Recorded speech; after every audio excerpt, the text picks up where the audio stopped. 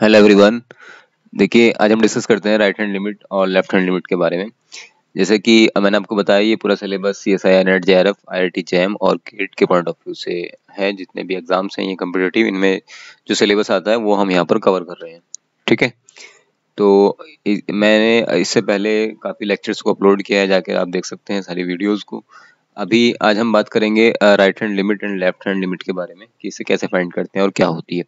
यहाँ पर मैंने एक फॉर्मल डेफिनेशन लिखी है इसकी, कि राइट हैंड लिमिट क्या होती है और लेफ्ट हैंड लिमिट क्या होती है। जैसे कि समझा देते हैं इसको, कि let a be a limit of s such that a and a plus delta. मतलब इसका मतलब क्या हो गया? इसका मतलब ये हो गया कि जैसे मान लीजिए हमारे पास कोई रियल लाइन है, ठीक है, यहाँ कोई पॉइंट ए है, तो पॉइंट ए और पॉइंट ए से जरा से आगे बढ़ेंगे, ए और ए प्लस डेल्टा, क्योंकि राइट साइड की बात करें इसलिए ए प्लस डेल्टा। डेल्टा क्या है? Very very small but positive कोई एक नंबर है, बहुत स्मॉल सा है, तो ये हो गया यहाँ पर a प्लस डेल्टा। इतने दूर दिखाई दे रहा है और भी बहुत नजदीक हो सकता है इसके ये।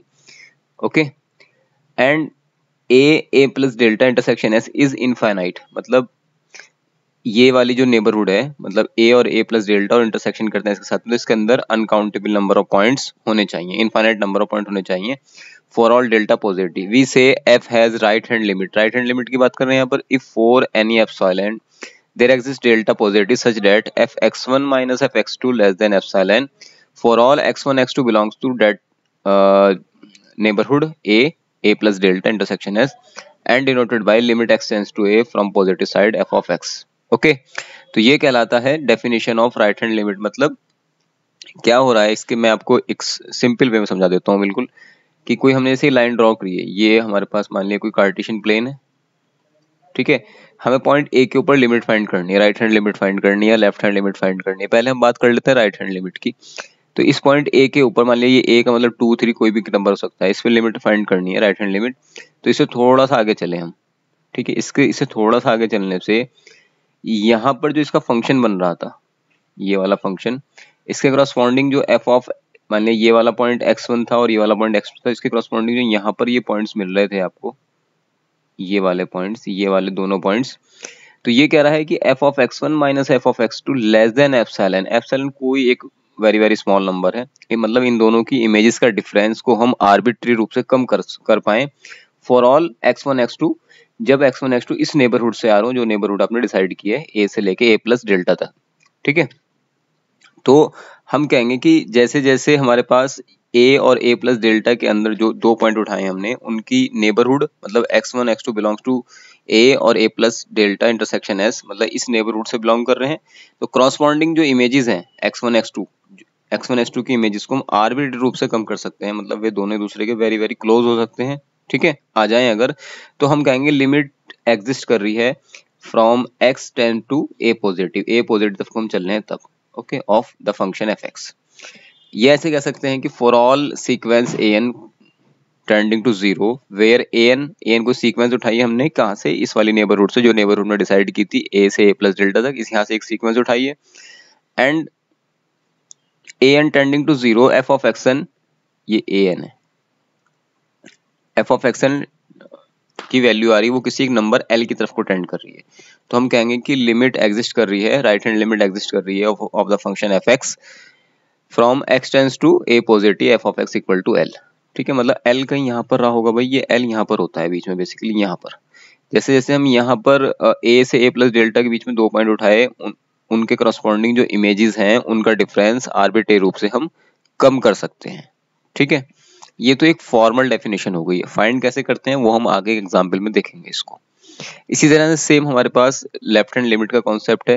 अच्छा, इसको अब मैंने एक तरह और भी लिख दिया है कि अगर हमारे पास एक भी सीक्वेंस ऐसी मिल जाती है, if there exist a sequence an such that an tending to a and an belongs to a plus delta intersection s but n tend to infinity f of x not tending to l, then हम कहेंगे कि limit does not exist. मतलब कि अगर एक sequence भी ऐसी मिल जाती है कि उसके करस्पॉन्डिंग जो इमेज है वो एल की तरफ को टेंड नहीं कर रही है, एल कोई एक फिक्स नंबर है, तो उस कंडीशन में हम कहेंगे कि हमारी बात जो लिमिट है वो एग्जिस्ट नहीं कर रही है, ठीक है।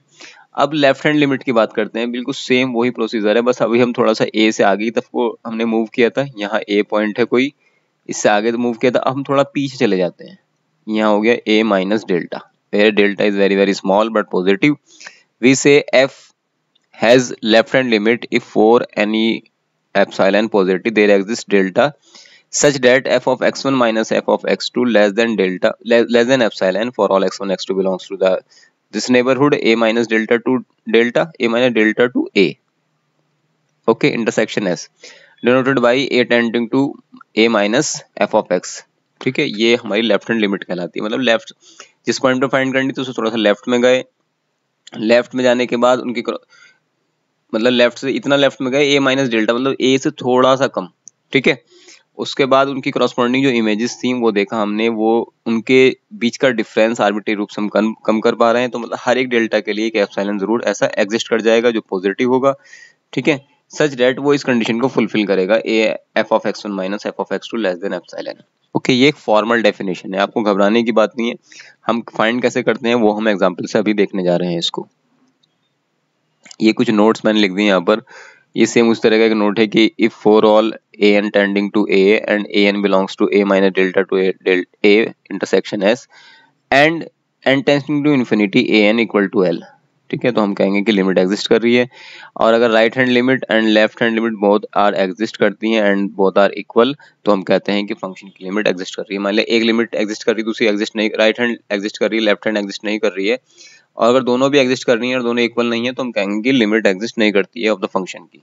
ओके, तो क्या होना चाहिए, लेफ्ट हैंड लिमिट और राइट हैंड लिमिट दोनों एग्जिस्ट करनी चाहिए और इक्वल होनी चाहिए दोनों एक दूसरे के, तो हम कहेंगे कि फंक्शन की लिमिट एग्जिस्ट कर रही है। ओके, चलिए अब हम ये देखते हैं how to find the limit. ये वेरी वेरी सिंपल है भाई, कोई फंक्शन दे रखा है आपको, किसी पॉइंट के ऊपर लिमिट पूछी है। ठीक है, मान लिया ए कोई पॉइंट है उसके ऊपर लिमिट पूछी, तो हम क्या करेंगे, limit x tends to a जिसमें पूछी f ऑफ x, इसको कन्वर्ट कर देंगे इस तरह से, limit h tends to 0 where zero क्या है, h क्या है, वो टेंड कर रहा है जीरो की तरफ को, जीरो तरफ को टेंड कर रहा है, f of a plus h। भाई f of a plus h का मतलब ये हो गया ना, जब ये h की वैल्यू तो वेरी वेरी स्मॉल है, जीरो की तरफ को टेंड कर रहा है, तो हम इसको जीरो अगर मान लें तो ये f ऑफ a के बराबर ही हो जाएगा। लेकिन हम लिमिटिंग पोजीशन में लेते हैं ना, टेंडिंग पोजीशन में, इसलिए हम कह रहे हैं कि h tends to 0 from positive side, मतलब प्लस साइन लगा हुआ है इसके ऊपर, f of a plus h। ये तो राइट हैंड लिमिट फाइंड करते हैं और लेफ्ट हैंड लिमिट भी सेम उसी तरह से है, limit x tends to a from negative side, a के ऊपर हमने माइनस साइन लगाया हुआ है, f of x equal to limit h tends to, यहाँ जीरो आएगा, from negative side a minus h। Okay, where h very very small and tending to zero. ये हो गया अपना लेफ्ट हैंड लिमिट। ओके, एक एग्जांपल देखते हैं इसके ऊपर, find left hand limit and right hand limit for fx equal to 2 to the power x minus 1 when x tends to 1। so, अब इसका सॉल्यूशन क्या है, limit x tends to 1 from positive side f of x equal to limit x tends to 0 f a plus h equal to limit, कुछ नहीं किया, वही procedure है। देखो यहाँ से x tends to a positive था तो हमने क्या करा, h tends to 0 पॉजिटिव कर, 0 पॉजिटिव हम राइट हैंड लिमिट की बात कर रहे हैं और x को रिप्लेस कर दिया हमने किससे, a प्लस h से। ओके, अब लिमिट h टेंस टू 0, क्योंकि हम टेंड तो 1 की तरफ को कर रहे थे ना, तो a का मतलब यहाँ पर कोई नंबर है, वहां तो हम एक जनरल डेफिनेशन में a लिया था, यहाँ पर 1 है तो ये हो जाएगा 1 प्लस h।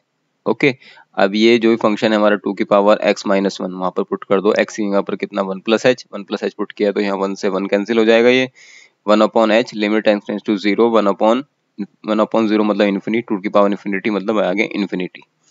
अब चलते हैं लेफ्ट हैंड लिमिट की तरफ को, सेम वही प्रोसीजर है, limit x tends to 1 from negative side f of x, limit h tends to 0 f a minus h।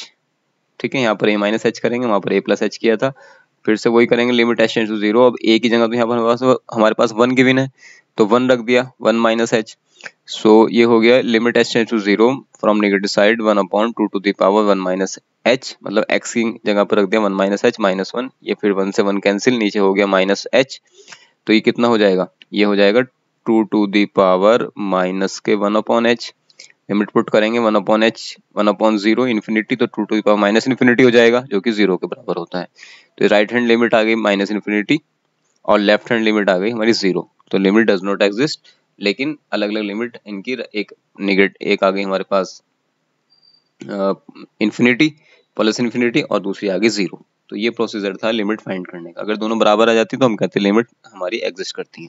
ठीक है, इसके रिगार्डिंग हम और भी डिस्कस करेंगे अभी आगे, लेकिन आज के लेक्चर में इतना ही करते हैं क्योंकि ज़्यादा लेंदी ना हो जाए. So I hope it is clear all of you, and if you find it very helpful for you, please subscribe the channel and अपने फ्रेंड्स के बीच में शेयर भी करें. ये सारा सिलेबस जो है वो CSIR नेट JRF के पॉइंट ऑफ व्यू से है. Okay, thank you so much.